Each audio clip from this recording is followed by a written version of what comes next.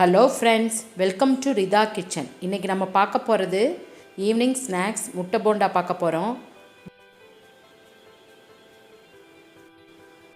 இது குழந்தைகளுக்கு ரொம்ப பிடிச்சமான ரெசிபி.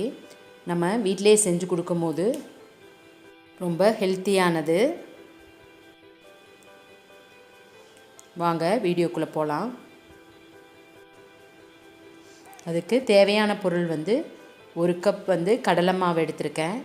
ஒரு கப் கடலை மாவுனா அரிசி மாவு 1/4 கப் போடணும். அப்போ தான் நல்லா மொறுமொறுன்னு வரும்.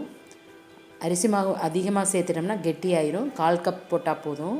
இப்போ சோடா உப்பு ஒரு பிஞ்ச் போட்டுக்கலாம்.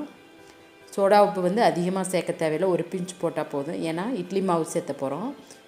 இப்போ காஷ்மீரி ரெட் சில்லி 1 டீஸ்பூன் போட்டிருக்கேன். காஷ்மீரி ரெட் சில்லி போட்டால் நம்ம கலர் ஆட் பண்ண தேவையில்லை. பெருங்காயம் ஒரு 1/4 டீஸ்பூன் போட்டுக்கலாம். பெருங்காயம் போட்டால் ஃப்ளேவர் நல்லாயிருக்கும். இப்போ உப்பு தேவையான அளவு இதெல்லாம் போட்டு நல்லா ஒரு மிக்ஸ் பண்ணிக்கலாம்.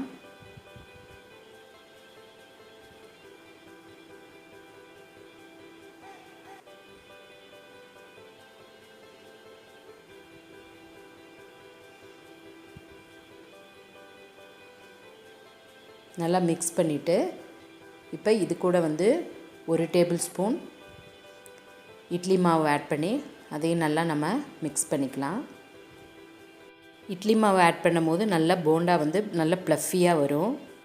மிக்ஸ் பண்ணி தேவையான அளவு தண்ணி சேர்த்துட்டு நம்ம நல்லா கொஞ்சம் ரொம்ப கெட்டியாக இல்லாமல் ரொம்ப தண்ணி இல்லாமல் இட்லி மாவு பக்குவத்துக்கு நல்லா கலக்கிக்கலாம்.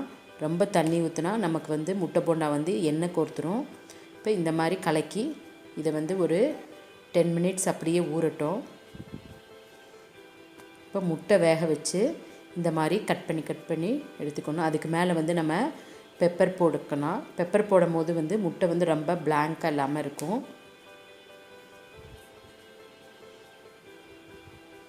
இந்த மாதிரி எல்லா முட்டைக்கு நம்ம பெப்பர் போட்டுக்கலாம். பெப்பர் வேணுங்கிற அளவுக்கு போட்டுட்டு இப்போ நல்லா எண்ணெய் காஞ்சோன்னே நம்ம முட்டையை அப்படியே வச்சுட்டு பெப்பர் மேலே இருக்கிற மாதிரி வச்சு அப்படியே மூழ்கி நம்ம மாவு அது மேலே போட்டு நம்ம அப்படியே எடுத்து நம்ம எண்ணெயில் போட்டுறணும். பாருங்கள், மாவு இந்த மாதிரி பக்கத்து இட்லி மாவு பக்கத்தில் இருந்தால் தான் எண்ணெயும் பிடிக்காது, நல்லா முட்டையில் நல்லா கோட்டிங் ஆகும். முட்டையை அப்படியே வச்சு பெப்பர் மேலே இருக்கிற மாதிரி வச்சு அதுக்கு மேலே நம்ம மாவை அப்படியே மேலே ஊற்றி அப்படியே எடுத்து போட்டோம்னா கரெக்டாக இருக்கும்.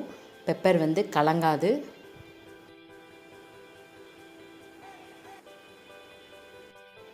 இப்போ இந்த மாதிரி நல்லா ஒரு பக்கம் கலர் மாறணுன்னே நம்ம திருப்பி போட்டுக்கணும்.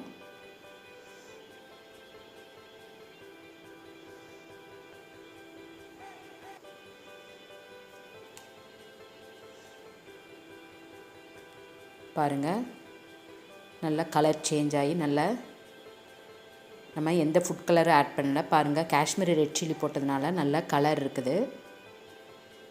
காரமும் கம்மியாக இருக்கும். பாருங்கள், சூப்பரான முட்டை போண்டா ரெடி ஆயிருச்சு. உங்களுக்கு பிடிச்சிருக்குன்னு நினைக்கிறேன். பிடிச்சிருந்துச்சுன்னா மறக்காமல் ரிதா சேனலை சப்ஸ்கிரைப் பண்ணுங்கள். ஓகே ஃப்ரெண்ட்ஸ், அடுத்த வீடியோவில் சந்திக்கலாம். பாய்.